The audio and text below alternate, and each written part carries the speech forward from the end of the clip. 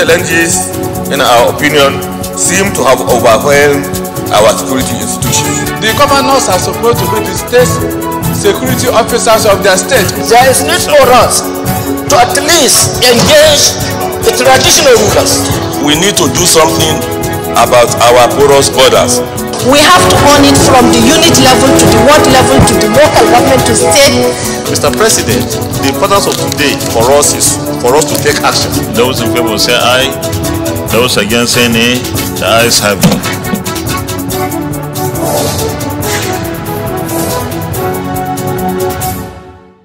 A collaboration probably with the state government will probably be the best. Senate worries over dwindling fortunes of Lagos International Trade Fair Complex, suggests ways out. I'm pleased to say that the Nigerian response to COVID-19 was one of the best in the world. And Committee on Health comments Nigeria's response to COVID-19 pandemic. Hello and welcome to Inside the Senate. I am your presenter, Hussaina Amina Abuki. The Senate is still on recess taken for the 2023 general elections. Inside the Senate continues with reviews of major decisions taken before the break. In this edition of the program, therefore, we have reports on the outcome of an oversight tour of Lagos International Trade Fair Complex by the Committee on Investment. We also have a report of a public hearing on some health bills by the Committee on Health alongside an investigative hearing by the Committee on Ethics over the payment of 43 years arrears of land rent to some oil-producing communities by an oil company. Do stay tuned for the details after the short break. The Senate to send a message to the President to reap opportunities from that. To raise a matter of urgent public importance. And we are aware that when this particular motion comes up, for a longer term development, arise to second the motion. Those in favor of this prayer say aye. Those against say nay. The ayes have it.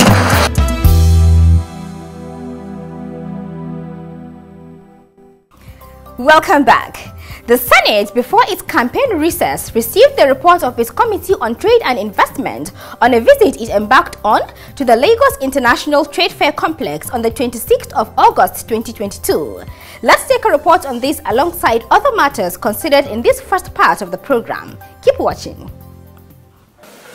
Presenting the report before the Senate proceeded on the break taken for campaigns, the committee chairman, Senator Saidu Alkali, gave the objectives of the visit to the Trade Fair Complex as follows: to evaluate and assess its performance consistent with its mandate under the Lagos International Trade Fair Management Board Act 2004, evaluate the performance of the complex in the context of the current economic realities that require significant inputs of revenue-generating agencies in supporting increased flow of funds into the Federation account, identify the challenges that mitigate against its physical expansion, commercial visibility and corporate efficiency in achieving the objectives for which it was set up. The committee chairman spoke on their findings. The visibility and the functionality of the International Trade Fair Complex has become low in recent times as a result of reduced conduct of international trade fair and infrastructural gap that clearly indicate the need to expand the complex to accommodate more investors to boost its potential enterprise. The chairman stated that before 2019, the revenue profile of the complex stood at 800 million naira per annum, but reduced drastically to 300 million naira due to COVID-19 pandemic and the termination of the BPE concession of the complex by the federal government due to the failure of the concessionaire, leading to a debt of 6.5 billion naira being owed the federal government. Senators suggested ways out in the debates that followed. A collaboration probably with the state government would probably be the best, because if you look at what had happened to the National Theatre in Lagos, you'll see that it was a collaboration between the private sector and the state government and quite a few other people, and they were able to maximize and get the very best out of it. That the Lagos state government should be brought into the picture so that we get a better edifice. I believe this is good because it's an edifice. After several other contributions, the following recommendations by the committee were adopted. They include to urge the Minister of Trade and Investment to facilitate the grant of approval for the Management Board to lease out 20 out of the 100 hectares of land within the complex to prospective investors. While the second bill, Federal High Court, repeal and enactment... Meanwhile, two bills were presented for simultaneous consideration for fair reading and passage by the Chairman, Senate Committee on Judiciary, which worked on them. There are Federal High Court Act 2004 Amendment Bill 2023, sponsored by Senator Mikhail A. Abiu, as well as Federal High Court Act Repeal and Enactment Bill 2023, sponsored by Deputy Senate President Senator Ovie Omoagege. After a public hearing held concurrently on the two bills, the committee chairman, Senator Bamidele Okpeyemi, gave the committee's observation as follows: that the essence of the proposed bill is to fill an obvious lacuna in the extant act as it relates to the legal basis for the preservation of real economic values of judgment debt in pre-judgment interest. That in the light of the exponential increase in number of cases in court dockets, the workload on judges has become unbearable and affecting their health, hence the need for the increase of the number of judges for optimal performance in the dispensation of justice. In the light of the above mentioned, the chairman gave the committee's recommendations as follows. The Senate Committee on Judiciary, Human Rights and Legal Matters, to which this bill was referred, having considered same, hereby recommends as follows: that the Senate do consider and pass the Federal High Court Amendment Bill 2022 as amended. One of the senators raised an objection to the proposal for an increase in the number of judges. This bill is not the best way to increase the number of judges. I believe that should just be a suggestion or an assertion from the report, rather than getting the bill to increase the number of judges. If we need to do that, there has to be a separate bill to amend the act of the Federal High Court. What this bill is also seeking to do is to amend an existing act of parliament, which is the extant act in this regard. And this is the procedure, to amend it. Anything that would change from the existing bill, existing act as it presently occurs, can only happen through the process of amendment as it is being proposed. And with this, the report was considered clause by clause in the committee of the whole, leading to the third reading of the bills and their passage. Thank you. With those reports from the chamber, let's now take a short break for our notebook segment. Don't go away.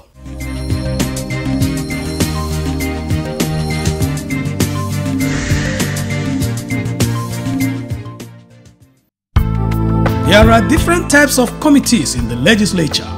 They include special committees. These are committees established by both chambers to facilitate the smooth conduct of legislative business in the Senate or in the House of Representatives. These include Selection Committee, Rules and Business Committee, Senate Services Committee, and Public Accounts Committee. Standing committees.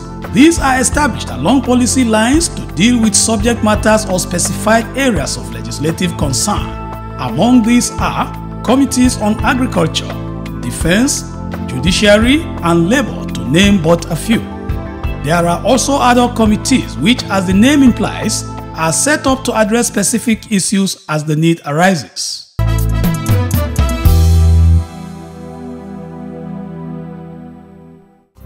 Welcome back. Earlier on, we took the presentation of a report from an oversight of the Lagos International Trade Fair Complex by the Committee on Trade and Investment, alongside the third reading of bills seeking an increase to the number of high court judges. Inside the Senate continues with a report on a public hearing by the Committee on Health, Secondary and Tertiary on several health-related bills, compiled and presented from our studio. The chairman and members of the public hearing, which took place on Thursday, the 2nd of February 2023, hosted stakeholders to deliberations on several bills, namely National Center for Cancer Treatment Hadeja Jigawa State Establishment Bill 2022, Federal Nephrology and Kidney Research and Treatment Center Establishment Bill 2022, Regulation of In Vitro Fertilization Center Establishment Bill 2022, Federal Orthopedic Hospital Ukbo Anambra State Establishment Bill 2022, Federal Medical Center Uli Anambra State Establishment Bill 2022, Nigerian Medical Research Council Bill Establishment Bill 2023, as well as Federal Medical Center Okigwe Imo State Establishment Bill 2023. Declaring the hearing open, Senate President Ahmad Lawal expressed the commitment of the legislature to supporting the process of improving the nation's healthcare delivery system. Represented by the Deputy Senate Leader, Senator Ajayi Boroface, Senator Ahmad Lawal gave a highlight of what the bills are focused on. The bills focus on research and treatment, which are fundamental to healthcare delivery, and especially in a developing system like ours. From a considered examination of how we either strengthen regulatory mechanisms or how we could establish new outfits. Speaking earlier, the committee chairman, Senator Yahya Oloriegbe, who described the public hearing as their last in this dispensation, expressed delight at Nigeria's response to the outbreak of diseases, particularly the COVID-19. This may probably be the last public hearing by this health committee. I'm pleased to say that Nigeria's response to COVID-19 was one of the best in the world. If we can be blaming ourselves for anything, but we can't blame ourselves for what we did with COVID-19.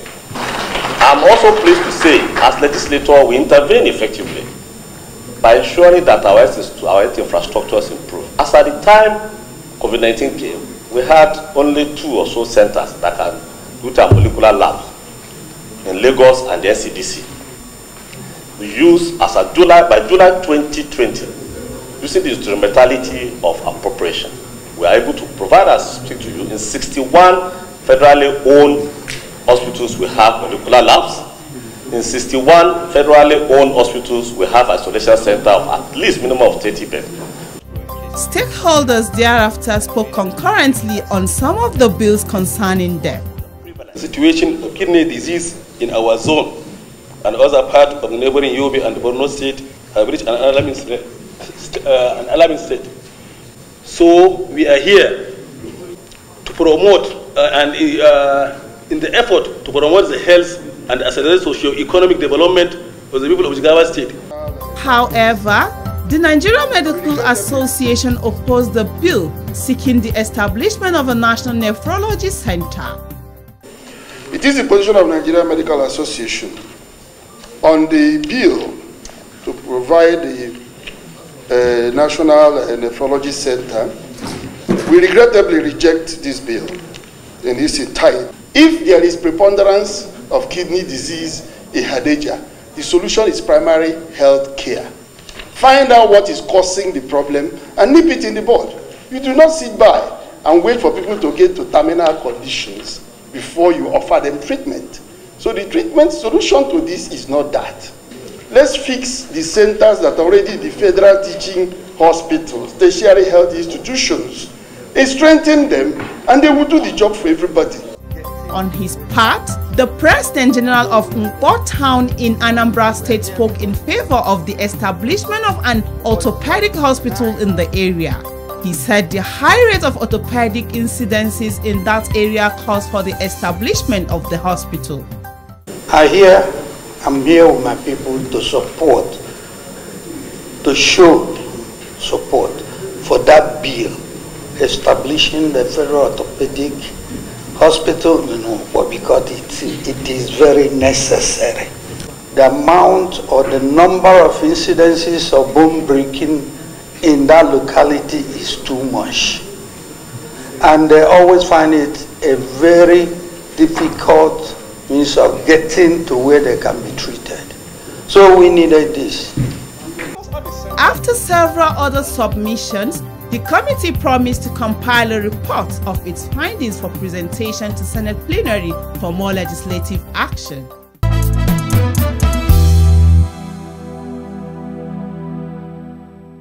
You're still watching Inside the Senate.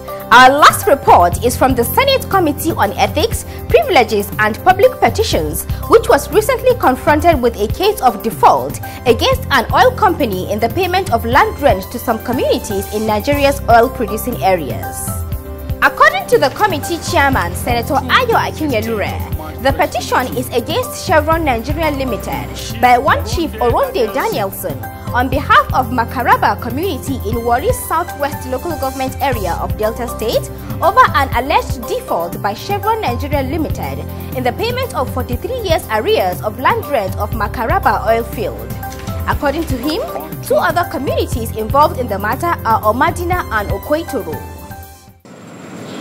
He requests the Senate to look into the matter and direct Chevron Nigeria Limited to pay fully the land rent on Makaraba oil field, OML 49. However, the representative of Makaraba community at the hearing, David Makaraba Bubo, in his submission, denied ever knowing the petitioner, Chief Oronde Danielson. I don't know Chief Oronde. And with me here, the Equatorial community also, they don't know the Oronde Danielson, they don't know him. Martin also don't know the Oronde that is standing for Makaraba community. Surprised by this, the senator representing that area, who stated that to the best of his knowledge the matter has been resolved, expressed surprise at the absence of the petitioner. The drama that is playing out here is mind-boggling. Somebody petitioned Chevron, and Chevron was with us. We were also looking for evidence and documents. And yesterday I was told that the matter had been resolved. And if the three communities have resolved your matter, and the man is not here, this is mystery. And this mystery, in my humble view, Mr. Chairman, sir, cannot be resolved now. The committee chairman sought more briefing on the personality of the petitioner. What the relationship of Chief Oronde? Why is he a petitioner on behalf of Makaraba? Or has this issue been resolved? Speaking on oath, the elected chairman of Makaraba community, Captain Wilson Bubo, identified Chief Oronde Danielson as the valuer in respect of the petition, following the position taken by Chevron Nigeria Limited on the matter. Chief Oronde is the valuer that did all the valuation in respect of this petition. The Chevron management said they don't have any dealings with Makaraba. That land they acquired is from Omadino community, and all the oil wells and everything is situated in Makaraba field. All right, the Senate committee and the chairman has said, all right, we'll still give you this privilege. Go and do your homework. Come with your document that you used to acquire the land from Makaraba, from the field you are operating, and with the Omadino representative and the Okoitoro representative and you, the Makaraba people. But since we left here, nobody has even called my phone. The chairman followed up with this question. We need to establish a relationship of Makaraba with Omadina and Okoitoro. And if these issues have been resolved, how has it been resolved? The representative of Chevron responded. The resolution was that there are communities that are stakeholders to our Makaraba field, and that we were going to invite the stakeholder communities to have conversation in terms of these issues raised. I would like at this point, before I make my own further comment, to call on the elders of Makaraba community, the representative of Omadino community, and Okoitoro community to make their position clear on this issue. And thereafter, we can take it from there. While appealing for caution in the handling of the matter, one of the committee members blamed it all on multinational oil companies.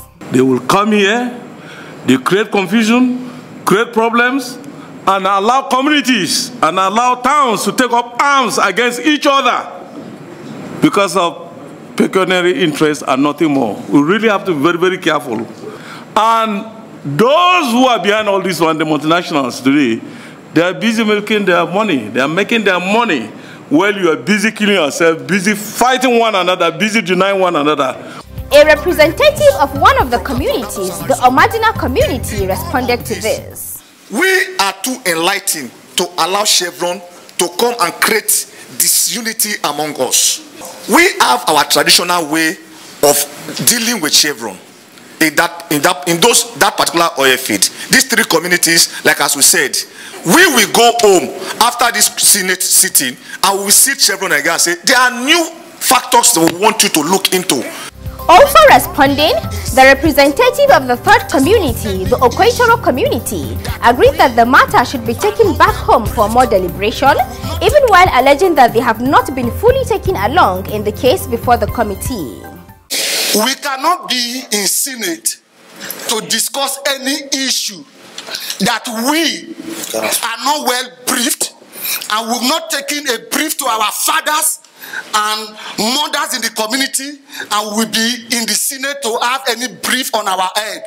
We will sincerely appeal to the Senate that let's come and tell the Senate whatever of this drive, let's take it home, amicably discuss and look. We will pick it up from there, we will discuss, and if it's a reason to get back to the Senate, we will do.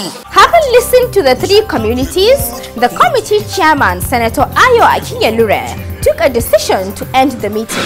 The Senate will rule that you go back home, and then the representative of IOC, Chevron, to tell his people, well, these three committees have come together. They have never have any issue to disagree in their life. We are going to negotiate with the three communities and agree on something reasonable.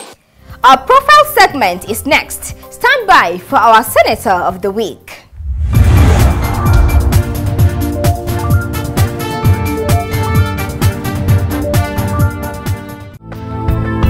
Senator Godia Akwashiki represents Nasarawa North Senatorial District under APC after primary school in Angba Iga for his first school living certificate in 1987 and Government Technical College Asakio from 1988 to 1993 for his senior secondary school certificate.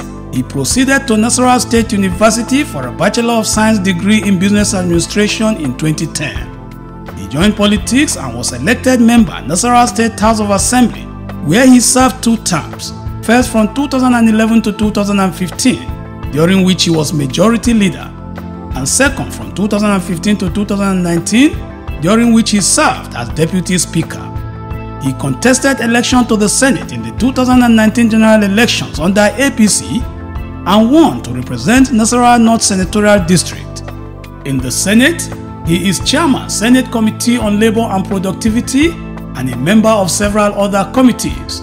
His legislative interests include education, agriculture, and youth and women empowerment.